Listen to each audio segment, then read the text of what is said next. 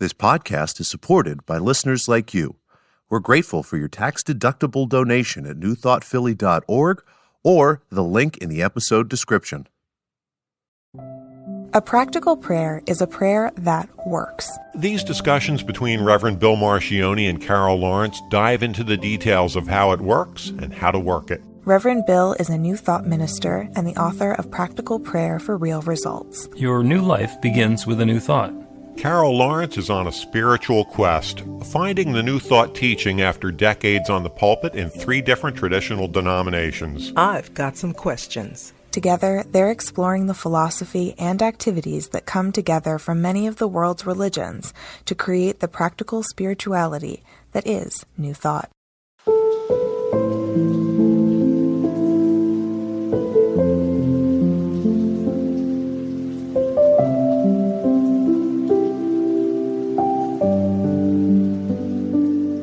Welcome to the Practical Prayer Podcast. I'm Carol, here with Reverend Dr. Bill Marcioni. And you have a great idea for an episode today. I love this idea. So this whole thing, it's the Practical Prayer Podcast, and Practical Prayer is in the book Practical Prayer for Real Results. And you said it's you're like a little league coach. You said let's go back and do the basics. Let's get back to the fundamentals here. Okay, we're going to do some throwing and some catching and some batting and some running. Well, you know what? I always wanted to do this piece, but I'm a bit selfish at times because I can ask you questions that's something I heard or thought about, and then you'll answer it. And I'm thinking, okay, now wait a minute. This is the Practical Prayer Podcast. Is this fair? And actually, I read a comment last week that popped up and said, are we going to go through the practical prayer? And I thought, well, obviously they haven't been with us long, so maybe something each episode should say, yeah, we're going to, no matter what we do, we're going to talk about something. We're going to zero in on it. So anyway, that's me, just kind of slowing things down a little bit. Okay, well, we can definitely do that. And this is episode number 150, so it's probably a good time to reestablish anyway. And the book Practical Prayer for Real Results has 40 sample prayers in it. Basically, it gives you, there's some front material that says, here's what a practical prayer is, and then there's some sample prayers in a bunch of different categories. And then it goes into a more detailed breakdown at the end. You got a copy of the book? Let's see what it looks like. Yeah. All right, there you go. There's a copy of the book for the folks who are watching us on video. And it's also available on Amazon. You can get your own copy, and it's Kindle too. So you get paperback or Kindle version of the book. And a practical prayer it's a formula for doing a prayer. And it's a standardized formula, and it uses 5 steps to do the prayer process. And then there's a couple of other steps we can throw in if it seems like the prayer is probably not going to be as effective as we wanted it to be. A practical prayer is a mechanism of understanding and then changing our beliefs to open to something that's different and better. And the other thing that happens with a practical prayer is if we've been having an experience that we don't like, or if we have something that we want to have in our life that we don't have, then what we need to do is identify the experience that we want to have instead. We can't be looking in the rearview mirror about the road that we didn't like and talk about that, because it's an infinitely creative universe that's going to respond to our creative word. And if all we're talking about is what we used to have that we don't like, then, you please God, don't make me sick. It's like we're just talking about sickness. What do you want instead? You want to be able to get out of bed? Do you want to be able to dance? Is there skydiving? Whatever. And it sounds easy. Let me say this to anybody where this might be a different approach. I took the first course in 2020, and it was such a different way of thinking about prayer, doing prayer, and all that business. And so I got the ebook, the Kindle version. So because I'm always out and somewhere, and sometimes I gotta get the car and check out something. And so I'm doing it on my phone often before I'm going into events and meetings and what have you. So check out the Kindle version. That shameless plug there, but I'm just saying it worked good for some of us who like Kindle. However, this was a difficult approach to prayer because it wasn't just saying words differently. It took a belief adjustment. I'll say it like that. It's a huge belief adjustment. And if you skip over that part, nothing works. Because, like Jesus says, you have it as you believe, it's another podcast in itself. But you really, really do have to have a belief adjustment or readjustment. And so that was important. And I kind of, that was something that, because you don't know what you believe until you confront it and challenge it. And then how does that fit? Well, and then listen, don't tell anybody I said this, anybody. Okay? Don't tell anybody I said this. But I thought, well, that's why my prayers ain't been working. Don't let that get really out. If you tell anybody, I'm gonna know where you got it from. Oh yeah. There's no chance anybody hearing it here. If we do a prayer for something that we don't believe that we deserve, or don't believe that we're going to get, or something we don't believe is possible, what's operative is not the prayer. What's operative is our belief. The prayer is a method of, first of all, creating a new belief, putting a new conscious intention into the creative law that creates everything. And it's also a way of understanding our belief. Because if I get myself into the zone in the middle of the prayer and I claim something that I don't believe I'm going to get, I get my intuition, my little voice in the back of my head will go, no, that's not going to happen. And that's diagnostic. That's the little voice telling us what we believe. And until we change that, we're not going to change our experience. Yeah. And you know what? Here I go being slow again. But you need to also know that there's a lot of beliefs wrapped up in what seems like one belief.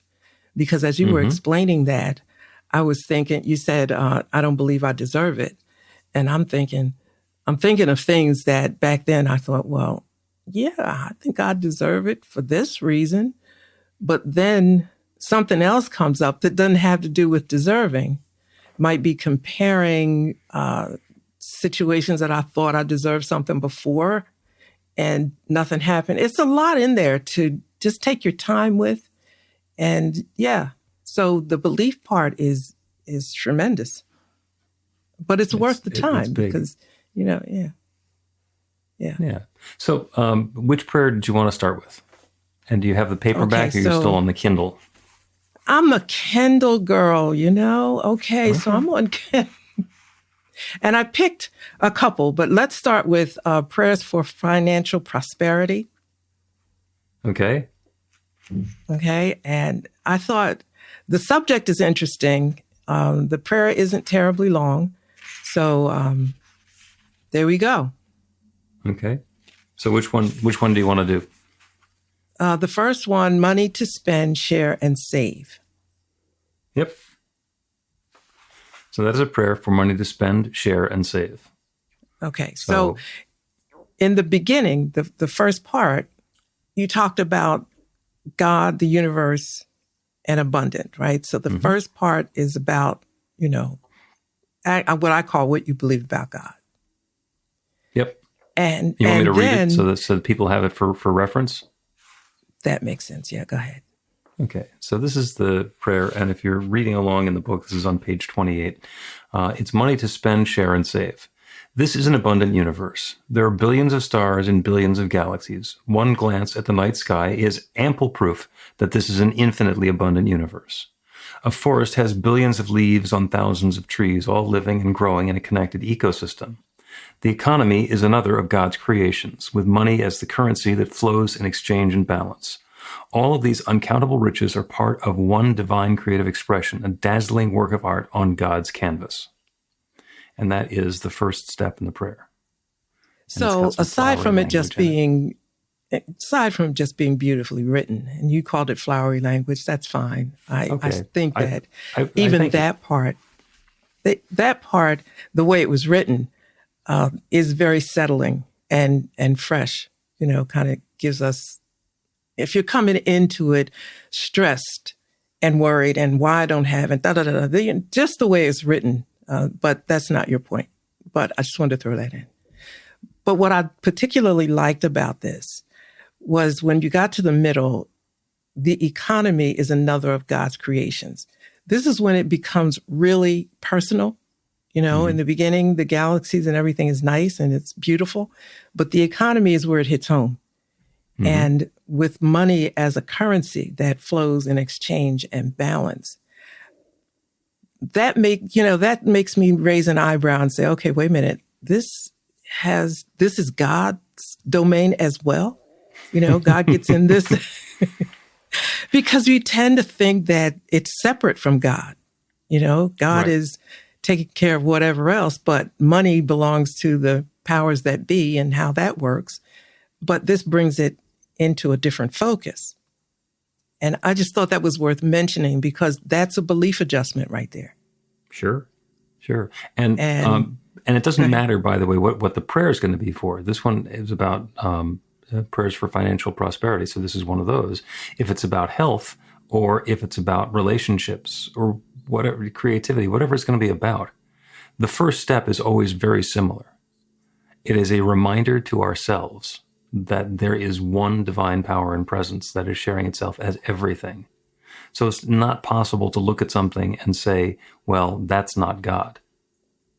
You can't look at money and say, well, that's not God, because everything is God.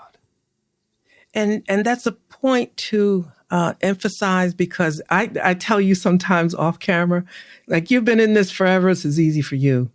But for some people who are just getting started, and not even just getting started, to really let that sink in. I remember one of the first assignments that we had online, I think it was. Oh my God, we all had to do our practical prayer. And I think we were just the class, and I was terrified. I never told this story before. I was absolutely terrified. And I had my opening line, right? So I figured, listen, just use what other people have used. Don't try to be creative. You're going to be around a while. You can come up with some other stuff later. Just do what they do. So the big line was, God is all there is. And I said, okay, this works. I get it. I'll start my prayer and then I'll move on. Well, the person that came before me said, the next person that says God is all there is, I'm getting up. Do you remember that? I could have passed out.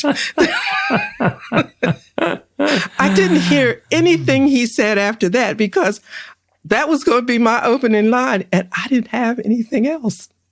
I thought, oh God, what am I going to do? I don't have time to think. This is too new to me. So it's me right up after him. And I thought, you know what? If he's got a problem with that, that's his problem. This is all I got. God is all there is. To be honest with you, I never saw him after that. So I thought, you know, I really wanted to find him and say, listen, that's all I knew to say. But, you know, that's an aside note. But it helps it come together in a realistic way, in a comprehensible way,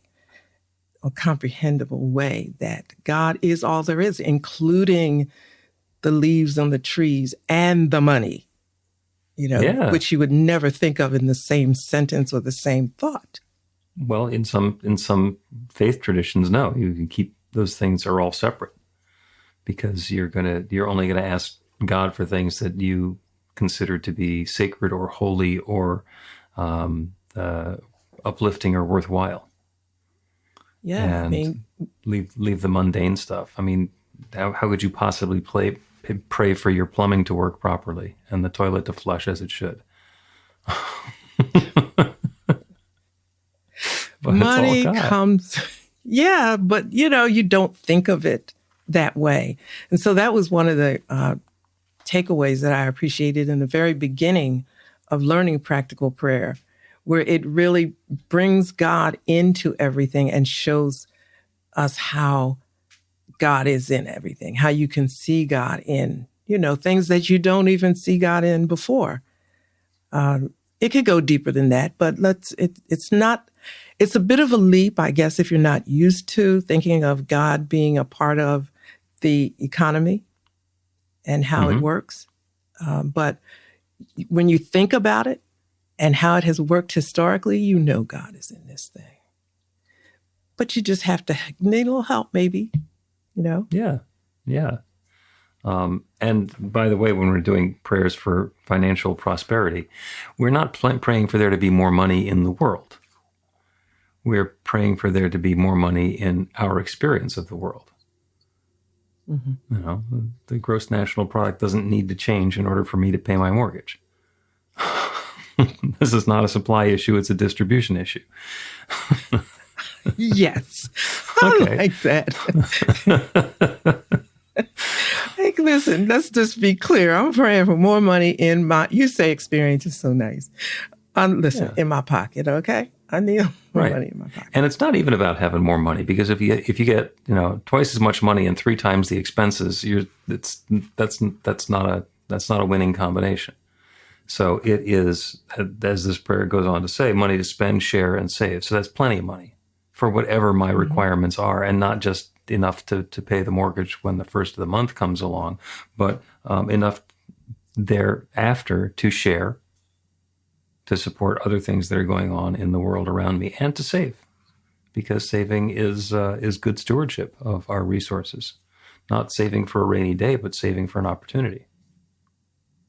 And this is another side note, or what is like a number footnote. The footnote is that it's really a good teaching tool as well. Because when you say money to spend, to share, and to save, it's all in one phrase. It's all in one purpose, thought, you know, it's all one. And when you're a little short, you don't think about spend, share, and save, even futuristically necessarily. You just want to get out of the debt that you're currently in.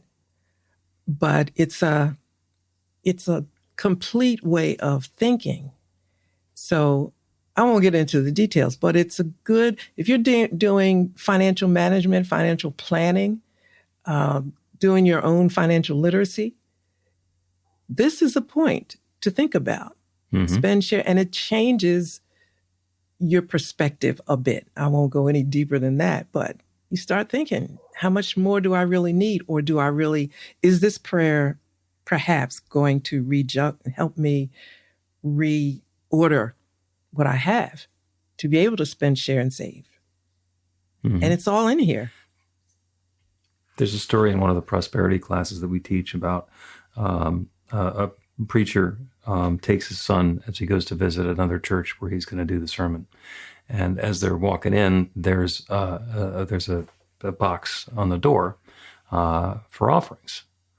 So the preacher takes $1 and puts it in the box and goes in and does the sermon for the people who are there. And the resident preacher thanks him very much, as we don't have much money, but we can give you whatever came in the offering. And they go and open up the box, and there's $1. And gives him the $1. And his son said, "Wow, Dad, if you put in more, you would have gotten more."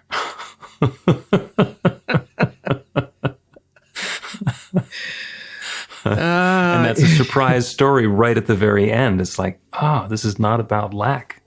This is about being in that flow. Yeah, definitely could have happened. You know what? I don't know how. I know that's a true story. That's a true story, I can tell you. You've been there. Yeah. I've been around a lot of corners. To get back to the first step in the prayer, the first step in the practical prayer is recognition that there is that one infinite creative power, that one divine presence, that one love, that source. It's God, it's nature, it's spirit, it's the Big Bang, it's whatever everything is coming from, and we get to describe it and explain it and get the feel for it. The first step in a prayer is always about the infinite. It's always about that divine power and presence that is God itself.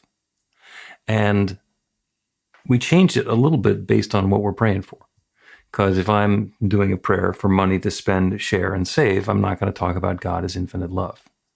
And if I want a prayer about health, because maybe somebody's going into the hospital or there's something that's got concern or somebody's coughing, then you're not going to start by talking about how God is this infinite source of abundance and the economy.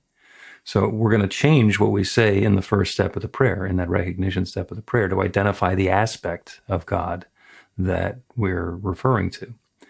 Some people like to go through the book and just read the first step. They're broken out and labeled. There are little icons on each of them to just get yourself in the flow and the feeling of that infinite power and presence. Just read the first step without getting into the meat of the prayer, because that's all about the truth of God. And everything in the first step is true, because it's about the divine power and presence. I love the whole thing, but especially the first part. That's the part that helped me to make the adjustment better, because each time, with each of the prayers, it gives a different perspective. We can say that God is multifaceted and a lot of dimensions and all of that. This helps us to see God in a bigger way.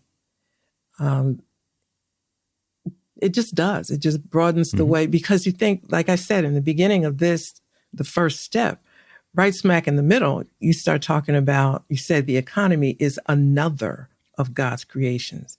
And I remember stopping right there thinking, the economy, not money, but the economy is how it works, how it flows, what it means, all of that.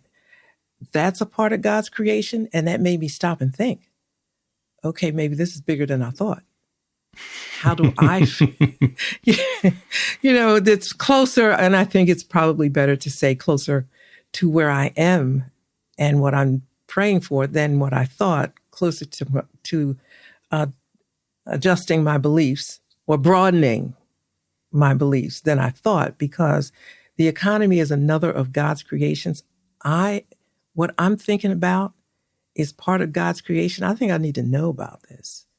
Now, everybody's not as picky as I am. I'm not, but I get accused of a lot of being too slow. Everybody can be. If it's true, then it's true, regardless of how much you pick it apart. And if it's not true, then pretending it's true is really not helping anybody. It's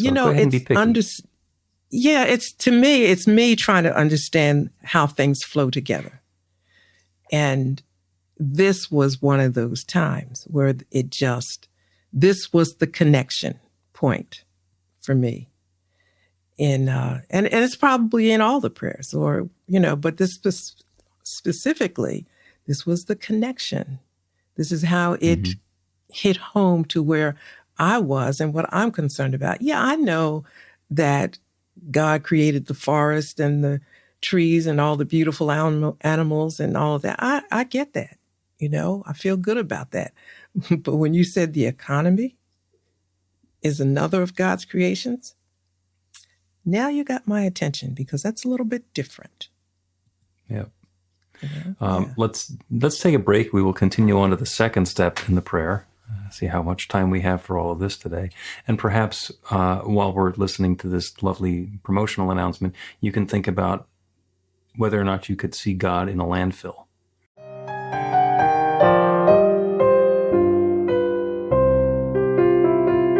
It's Reverend Bill letting you know that the Practical Prayer for Real Results class is now available on demand. That's right, you can take it at your own pace, anytime you want. All of the information is at BeTheLight.com. That's B-the-light.com. You know where to find that stuff. The class is 5 lessons, broken down into 18 modules, and you can take them at whatever pace is comfortable for you. As you work through the process, it starts out with the theory, goes into the practice, there are experiential activities and exercises, and at the end of the program, you will wind up with an understanding of how practical prayer works, and a practical prayer for yourself that will work to create transformation in your life. And as you know, it works for everything. Take a look at the class online at BeTheLight.com. There's a sample lesson so you can see how the class is going to work for you, and then dive in. The great news is it's on sale now. You can register and save $20 off of the regular price. I'm looking forward to seeing you in class.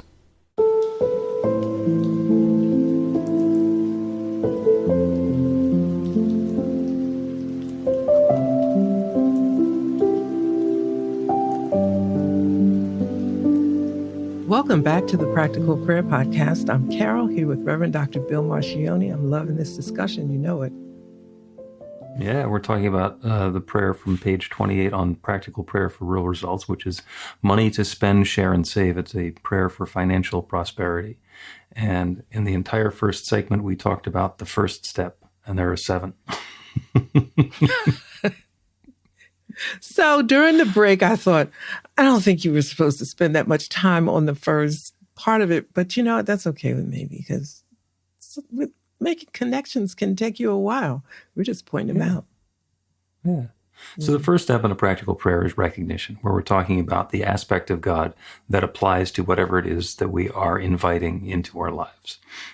In this case, it's all about the abundant nature of the universe and that there's no limitation in supply. And one of my favorite things to include in that is the awareness of the universe. The thought that God has created billions of galaxies with billions of stars and doesn't have enough resource to cover my mortgage is just so patently absurd that, if I can get myself into alignment with that infinite power and presence, there's not going to be an issue. And that's an amazing, you don't understand, that's an amazing thought because you think of, I don't want to get into the different perspectives of God, but then there's that God out there that does things from out there. And you have the audacity to bring God close, not just closer, but like in the one, not just really close, but as a part of. So it's easy to think of God doing all those nice things out there. But what about this space over here, which isn't usually thought of as a God space? Yeah. You mean to tell me God is in that too? And this prayer to me effectively does that. Right. As our children, the kids in our children's church sometimes say, there is no spot where God is not. So the second step in a practical prayer, he said, moving on, is the unification. So in the first step, we have recognized that divine power and presence. We're talking about God and God being the creator of everything and that God substance being everything that exists everywhere. The second step, in the unification step, we're going to say, if God is all there is, and I'm over here, then I am that too. So I'll read the second step. This is the unification. I am part of this creation, another example of God's love energy taking form. I'm surrounded by and immersed in the limitless abundance of God's good. The good that exists throughout creation is available and accessible to me in the same unquestionable way that there is oxygen available and accessible in my next breath. And that's like a wow. That's a wow. Because in the very first line, the first clause, you said, I am a part of this creation. Another example of God's love energy taking form. You mean I'm that? Yeah. And these two steps, by the way, are the difference between a practical prayer and what's come to be known as manifesting or affirmations. Because the step after this, the realization step, is an affirmation. But when we're doing an affirmation from this awareness, from this perspective, where we've turned our attention to the infinite, so we have identified that there is a divine power and presence that creates everything, that is creating what it is that we're seeking, and that we're part of it, that we are on that same team with the divine. The affirmation takes on much more power, because not me saying I have plenty of money, it's me saying, God is infinitely abundant. I am part of that God presence. And together, God and I have all the money required. So I'm on the team. I might not be driving the bus, but I'm on the team. I'm on the team. I'm there. Yeah. Okay. Yeah, so, and I'll read. Yeah. I'll read the realization from this prayer. Knowing this, I know there is plenty of money available and accessible to me right now and always. I am in the flow of the economic system, sharing my gifts and accepting bountiful compensation. I have plenty of money for all my activities and endeavors. So, that's encouraging. Yeah, and that by itself is, a nice, powerful affirmation. That's a good manifesting step. But being in the middle of a practical prayer makes it much more potent, because it becomes a spiritual activity and a creative force in nature, just like the one that created all the planets. It's now using that same power to create this newness for me. And it gets back to what you believe or what you know, because right in the beginning, you're saying knowing this, knowing all of that just came before, knowing this, I know that there's plenty of money available. So based on what we know from who God is and my position in the whole picture, it's kind of easy to know. It makes sense. Yeah.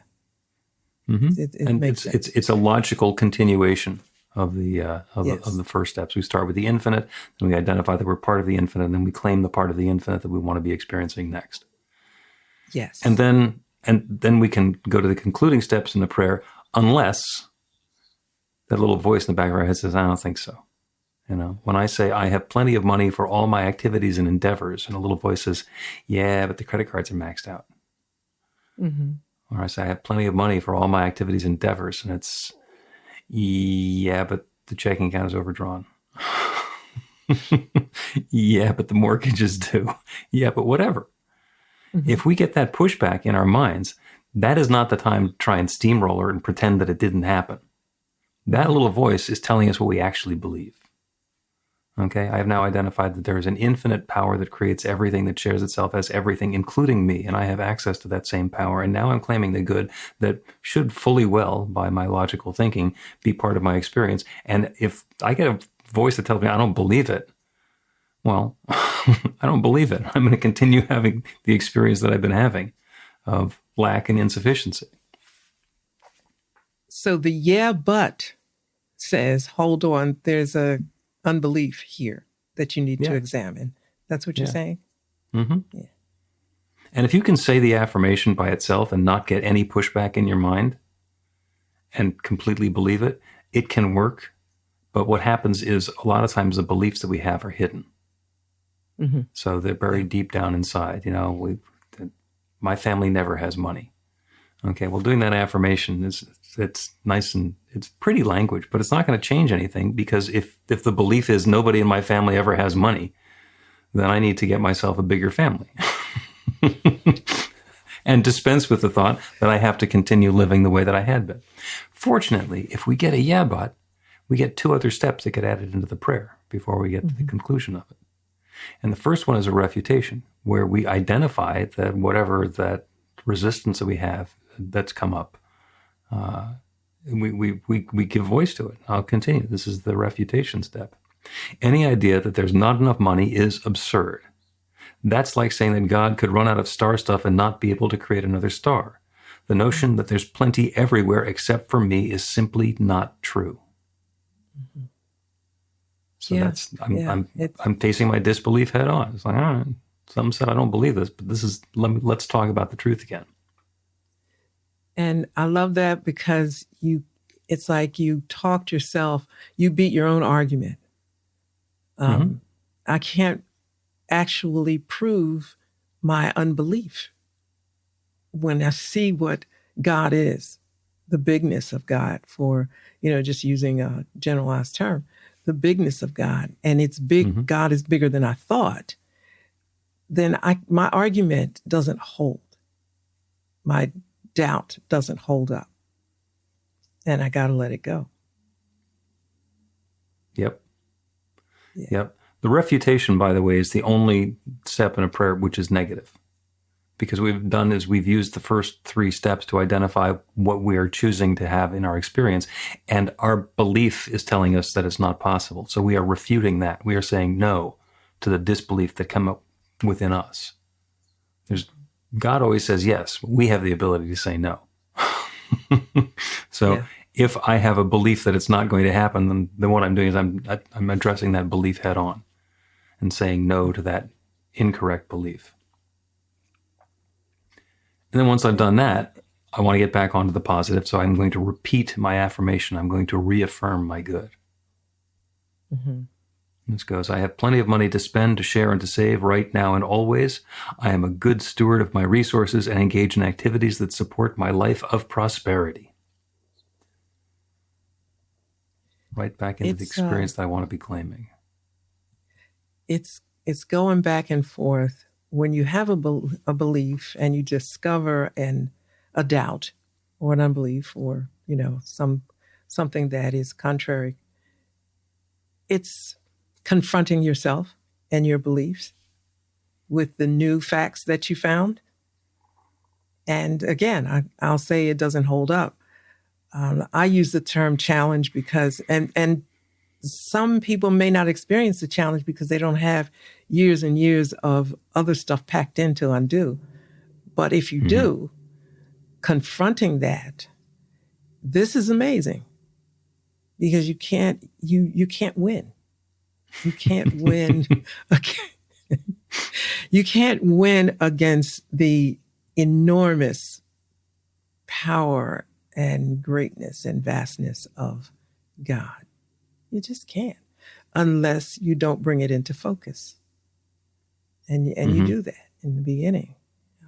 Yeah. And it's not about winning against God. It's about aligning with that infinite creative nature of the universe and letting the desires that we're having be part of what's being created rather than duking it out with the infinite. That's not going to work. So I'm going to throw this in here, and I know you probably don't like this kind of stuff, but, you're duking it out with yourself. You're duking it out with your own funky thinking that hasn't been successful and productive and profitable in the past. And you offer excuses. Well, maybe God doesn't want me to have this right now. When somebody gives you that, you stop talking because the argument over, right? But you present it in a different way. You present it in the way that this is who God is. This is what God is. And I'm a part of that. And this is what I am. So what God wants from me. So it is challenging your own beliefs that work against us from time to time. Well, a lot of the time. And I'm real clear and bold about saying that because if you're going to win, that implies that there's a battle, but there is. You do battle with yourself and your own thoughts. And that's okay. If you want to win, you got to change some things. And winning is about being in that experience of harmony and uplift where the desires that we have and the experience that we have are in alignment. It's not winning is not defeating somebody else. Nobody has to lose in order for me to be a winner. So correct. But the win is winning for me, against my other self or my negative self that's going to constantly tell me, no, you shouldn't. And these are all the reasons why. Right. So when I get a win, it doesn't go back. So Henry Ford said, if you think you can, you're right. And if you think you can't, you're right. And a practical prayer is a way of identifying what we think and and being able to change that belief to get ourselves into alignment that the experience that we're having and the experience we want to be having are similar. So one final note on the refutation and reaffirmation. The abbreviation for a practical prayer is RUR2GR. And the 2 is those 2 steps. And if you need to go through the refutation reaffirmation process, you do. And if you get to the end of the affirmation, the notion that there's plenty everywhere except for me is simply not true. And the reaffirmation is I have plenty of money to spend, to share, and save right now and always. I'm a good steward of my resources and engage in activities that support my life of prosperity. And if you get another but, you do another refutation reaffirmation. You go through that loop again. And if you get another but, you go through it again. And you keep going through it until your subconscious is not kicking back against it. Your belief system is not saying, this is not true, I don't accept this. So either it'll clear out and you won't get the pushback in the comfort and privacy of your own mind, or you'll realize this is bigger than I thought it was going to be, and go back and readjust the prayer accordingly. Like, to my financial state is much less dire than it used to be. It's getting better. Instead of plenty of money to spend, to share, and to save is I have enough. Somehow all the pieces fit together and I have enough, and see if you get pushback on that. The other thing you can do is you can talk to a practitioner, somebody who is trained in doing prayer for other people, because there's one creative power that creates everything. And we've been talking about how we use that power. But the fact of the matter is that infinite creative power can be harnessed and used and directed by anybody. And the advantage of me doing a prayer for you is I don't have your belief system. I don't disbelieve. I can read this prayer for you and I know it's true. And I could spend some time together with you and find out where the pushback is for you, and then create a prayer that fits into what's believable for you.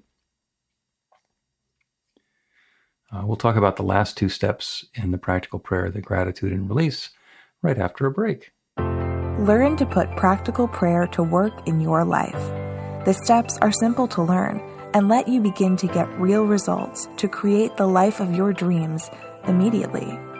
Reverend Bill Marcione's widely acclaimed book, Practical Prayer for Real Results, gives you a clear summary of the New Thought principles behind practical prayer and the series of easy-to-understand steps found in the most effective prayers from religions and spiritual practices all over the world and throughout history. Practical prayer is not a replacement for your religion or practice. It's a technique to make the work you do in consciousness even more effective. The book includes 40 prayers on various topics that you can adapt as needed and use as your own.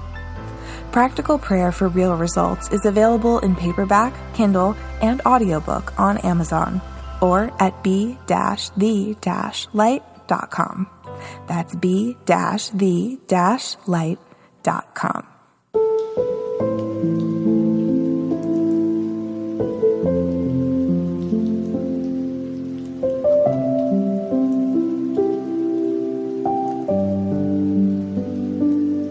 Welcome back to the Practical Prayer Podcast. I'm Carol, here with Reverend Dr. Bill Marcione. We've been having a wonderful conversation diving into the details in one of the prayers in Practical Prayer for Real Results. And there's so much richness in the conversation that we have about this because, as you've mentioned, I just do these. I remember writing these. It was a while ago. And there's a bunch of tweaking and wordsmithing that happens when it's turned into a book. And you're looking at them with very fresh eyes and a lot less of the mechanical part than I went through the first dozen times. But we're looking at it from, different perspectives. Right. I came into as somebody who didn't, this is the first time I ever saw anything like this. In 2020. And there's I guess in every religion or denomination or whatever, there's a formula for prayer. I mean, there's tons of formulas out there. But this one was different because it really made me examine what I believe. If what I believe is key, then this prayer right up front, this formula right up front made me deal with that. And I'm good with that. I'm good with it. But you go fast again because you know this,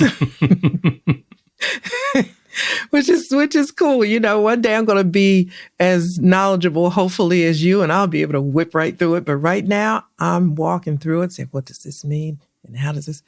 Okay, I get it. And there's a lot of aha moments in this. And that's wonderful. Prayer formula. That's wonderful. And for anybody who's listening who has been thinking about getting into a prayer practice and and considering the how this might work for them, do it. It's a practice, and the transformation that happens when you go from not doing practical prayers to doing practical prayers is astounding. So there's a real rush in being a newbie in practical prayer. When you first learn how to do this and you start doing prayers and stuff starts changing in your life, it's like, whoa, this is so cool. That's like getting in the car and doing 0 to 60. From 60 to 80 is, a nice improvement as well, but it doesn't feel nearly as exhilarating as that first starting piece. And let me just throw this in. It doesn't take a long time to get the results. No. Once you know what might be holding the results back, and you deal with it however you deal with it. But when I first started, I'm just trying to get the steps and reorganizing the formula that I knew. And oh my God, it was a chore. But once I understood what the principle and the understanding of it was, let me just fast forward to this week. There was an issue for me, and I'm driving, and I said, hey, listen, I know what the outcome I want, what it should be. There's no reason why it shouldn't be. And I'm driving along just having it, and I pulled over. A lot of times I will put something to music or whatever to myself. I'll make a song out of it, but I was intense about this. And there was no refutation. If it was, it didn't matter. You know what I'm saying? I was like, I don't even care if this is a reason why I shouldn't. This guy has to work. And when I got home and sat down at my computer, I'm telling you, it was magic. What I thought or what I needed just popped up there, and I just sat there, and I had to just be so grateful.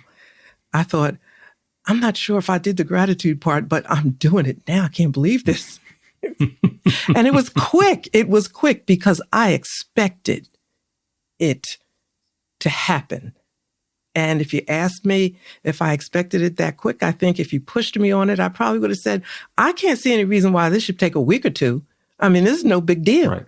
The information is out there. I am asking for it now. And where's that fall in? The affirmation part? Whatever.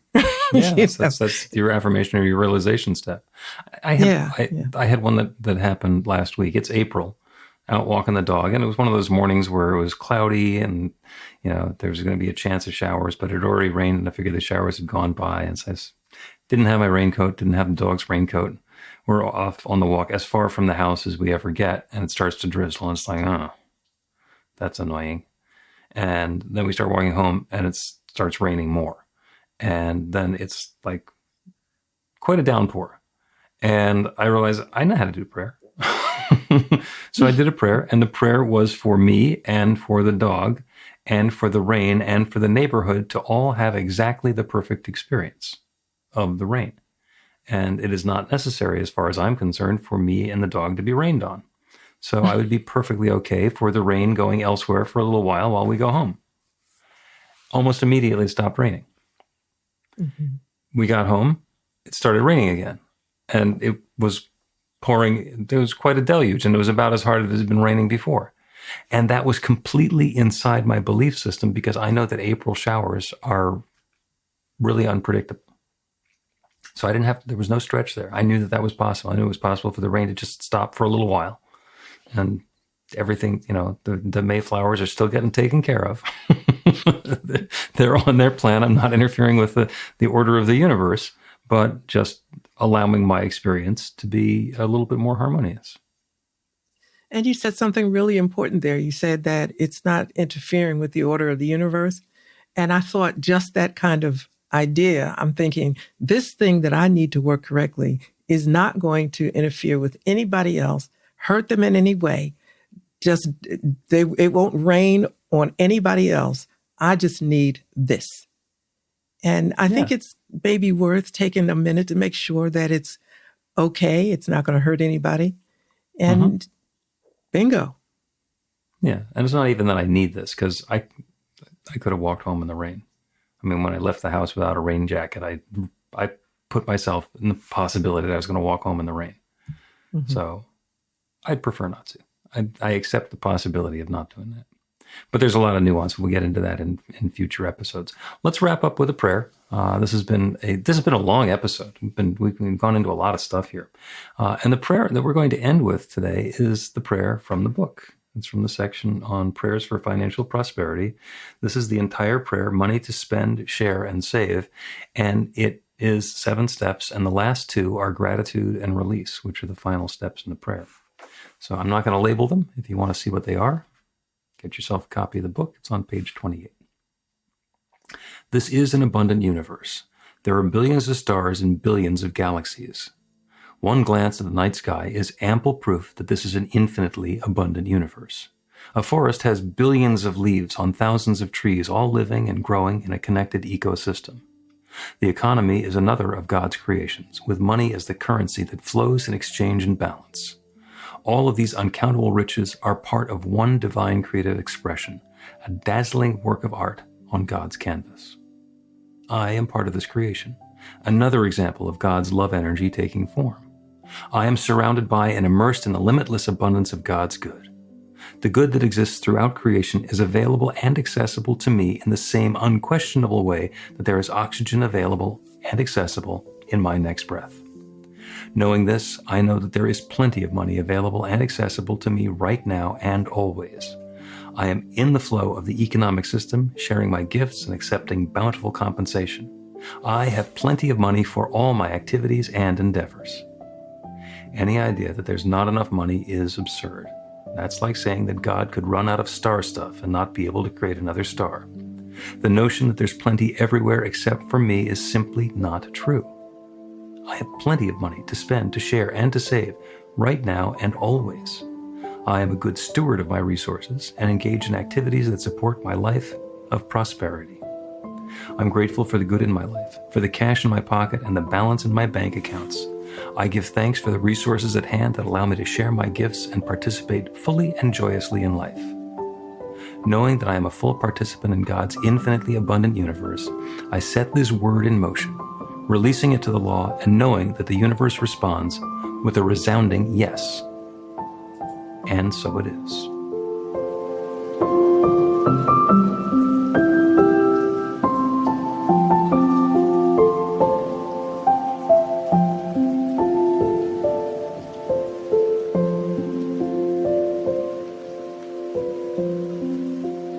The Practical Prayer Podcast with Reverend Bill Marcioni and Carol Lawrence is a production of BeTheLight.com. be-the-light.com. Where you can find more information about practical prayer for real results. Our theme is by Music of Wisdom. You can learn about the spiritual community of New Thought Philadelphia with daily guided meditations, Weekly celebrations of spirit, and Reverend Bill's classes in practical spirituality at newthoughtphilly.org.